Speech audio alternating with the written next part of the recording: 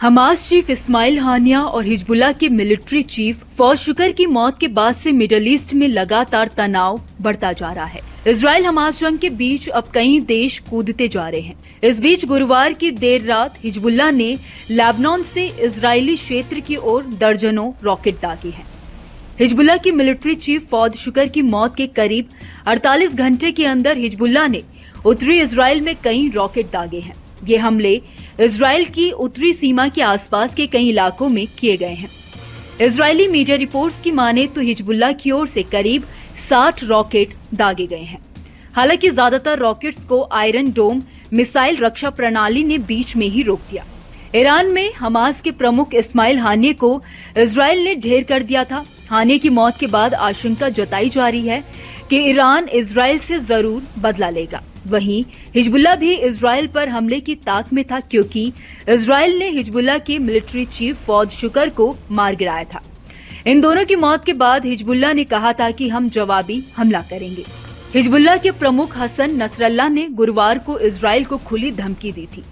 Nasrallah ने कहा था कि हिजबुल्लाह के मिलिट्री चीफ फुआद शुकर को मारकर इजराइल ने सीमा पार कर दी है और उस गाजा का समर्थन करने वाले सभी मोर्चों के गुस्से के लिए तैयार रहना चाहिए। नसरल्लाह ने कहा कि लड़ाई एक नए चरण में प्रवेश कर चुकी है। उन्होंने दावा किया है कि आने वाले दिनों में इजराइल के लोग रोएंगे। शुकर के साथ ही नसरल्लाह ने बुधवार को तेहरान में हमास के राजनीतिक प्रमुख इस्माइल हानिया की मौत के बाद हिजबुल्लाह और ईरान की जवाबी कार्रवाई के बारे में भी बात की। ईरान और हमास ने इजराइल पर हानिया की हत्या का आरोप लगाया है। हालांकि तेल अवीव ने अभी तक जिम्मेदारी नहीं ली है। इजराइल ने मंगलवार शाम को लेबनान की राजधानी बेरूत में फुआद शुकर को हवाई हमले में ढेर कर दिया था। ईरान समर्थित चरमपंथी समूह के लिए पिछले 2 दशक में यह सबसे बड़ा झटका माना जा रहा था। शुकर हिजबुल्लाह प्रमुख नसरल्लाह का बेहद ही करीबी था।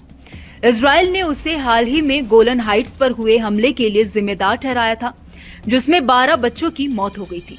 शुकर की मौत ने लेबनान सीमा पर हो रहे हमलों के एक युद्ध में बदलने का डर बढ़ा दिया है। मध्य पूर्व में तनाव चरम पर है, जिसे देखते हुए अमेरिका ने भी अपनी सेना को अलर्ट पर रखा है। अमेरिकी सेना ने इजराइल पर किसी भी हमले की स्थिति से निपटने के लिए मध्य पूर्व में कम से कम 12 युद्धपोत तैनात किए हैं। वॉशिंगटन पोस्ट ने पेंटागन के अधिकारी के हवाले से ये जानकारी दी है। रिपोर्ट्स में कहा गया है कि इनमें विमानवाहक पोत यूएसएस थियोडोर रूजवेल्ट जमीन और समुद्र में हमला करने में सक्षम दल और 4000 से अधिक मरीन और नाविक शामिल है। रिपोर्ट के अनुसार फारस की खाड़ी और पूर्वी भूमध्य सागर में विध्वंसक तैनात किए गए हैं। इसके साथ ही अमेरिका ने लाल सागर से युद्धपोतों को हटा लिया है। वहां ये वाणिज्य जहाजों की सुरक्षा के लिए तैनात थे।